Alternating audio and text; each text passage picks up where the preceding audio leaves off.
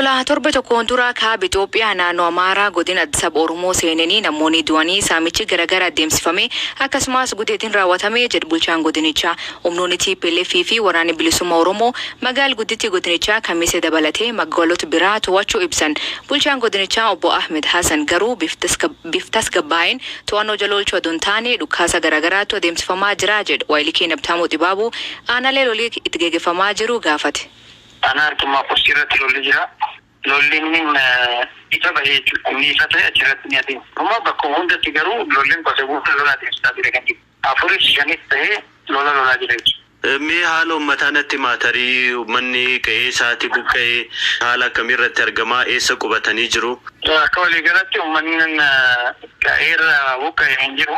Garuu uummanni keenya hin buqqa'us Arangaaraatti dhufe lafa taarra ta'ee lafa taarra qolata malee lafa saadaa gadhiistee uummata hin qabnu uummanni keenya lafuma saarra ta'ee warra sadii dhufu warra saamuu dhufu warra sagudii dhufu warra Oromoo cabsu qabduuf warra Itoophiyaa diiguudhaaf dhufu ta'uma saarra ta'ee falmataa jira jechuudha. Tarkaanfiin gama mootummaatiin fudhatamaa jiru maal fakkaata? Akkasumas immoo lolli kun akka godina keessanitti gama dhaabbachuutiin abdiin jiru maali?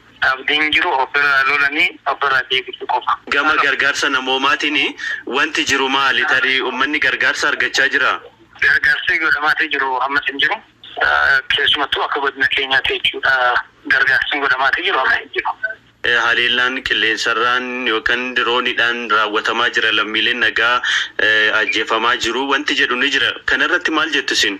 Kun hanga ammatti godina keenya keessatti kan raawwatamee miti. Olola garaagaraadha Itoophiyaa diiguudhaaf olola adeemsifamu keessa olola isa tokko godhamee fudhatamaan alatti dirooniidhaan bakkeen lolli hin jirre bakkeen nagahaa akkasumas uummanni nagahaa uummanni lola keessa hin jirre uummanni hin lolle uummanni badiidhaaf hin deemne dirooniidhaan hamma ammatti hin dhaabne kunis soba haqarraa fagoo jirudha. Haleellaan lola qofa kan jiru isa naannoo saadaa gadhiisee godina saba Oromoo irra gahe naannoo isaa keessaa bahee weerara qaama adeemsisee wajjiniin kan lolamaatee jiru kan jiru kana dirooniidhaan wanni dhaabee hin jiru.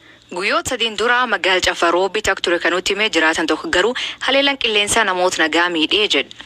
Dhugaadha hedduu miidhamanii dirooniidhaan namoonni du'anis baay'eedha. Maatii tokko keessa akka nama sadii fa'aa akka dhi'oo jira. Eessatti? Naannoo bakkeetti. Naannoo Caffaatti akkasumatti miidhaa ture. Miidhaa ulfaataadha. Namoonni hedduu miidhaman manneen hedduu gubate. Kuni namoota nagaa irratti raawwate? Namoota nagaa irratti warreen jiretti akkuma waan Oromoo ta'an qofaaf kan xiyyeeffate maaliif jennaan gaafa dafee fi obbolcha tura ta'uu tarkaanfii bara fudhatamte. Amma uummanni buqqaanee qabee jala gubatee manni gubatee muka jala galanii qaamni gargaarullee dhaabbataan osoo uummata kana dhaqqabee hedduu barbaachisaadha ammatti. Gara kam qubatee jira namni buqqa'e? Caffaaroobit jechuudha?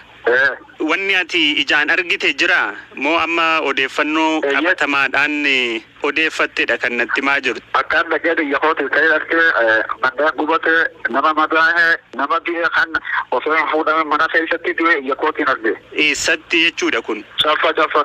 Yoom raawwate? Guyyaa jalqabatti raawwate yoo lakkoofne guyyaa afuraffaadhaatu muraadha. Namoota baay'eetu du'e? Namni maqaanoo kan gara nama 33 ta'ee anoo maqaan kan tarke. Caffaaroobit keessatti qofa jechuudha? Lakki hangi takka haxaa'ee baadiyyaa haxaa'eetis. Hagam ta'a haleellaan xiyyaaraa Caffaarobitii fi naannoo sanatti raawwatame? Guyyaa 3 ol jala deddeebi'eera. Ana Jile Dhummuugaa magaalaa Sanbaatee irraa jiraatan dubbifnee lolii ammaatti ana isaanii ga'uu baatullee sagaleen dhukaas gurguddaa itti dhaga'amu hima. Inda keenya magaalaa Kamiseedha dirooniidhaan akka deddeebisanii haleelaa ture mootummaan dhagaa ture magaalaa Cafaroobitti ana xummaa Firseedha akka dirooniin haleelaa turan dhagaa ture odeeffannoo uummata fi jiraatota achirraa dhagaa tureeni haleellaan uummata nagaa uummata sibiila irratti akka dhaqqabe keessumattuu magaalaa Cafaroobitti irratti ammaaf lakkoofsa isaa hin qabu malee namoota baay'ee irratti magaalaa walakkaatti waan ta'eef daa'ima dubartoota nama jiraatoo magaalaa dabalatee midhaan akka irra dhageeyyee jira jiraatota. Amma gara keessan haalli jiru maal fakkaata? Sodaatuma keessa jirra. Sodaa keessa jira nuti keessattuu anan jillee dhumuudha. Kallattii kibbaatiin magaalaa Shawaarobiitu nu daangessaa. Magaalaa Shawaarobii kan mata Amaaratti humna waraanaa hedduu keessatti bu'ee meeshaalee gurguddaa isa waraanaa gurguddaa keessatti buusaniiru. Kallattii kaabaatiin magaalaa Xaayyeetu nu daangessaa.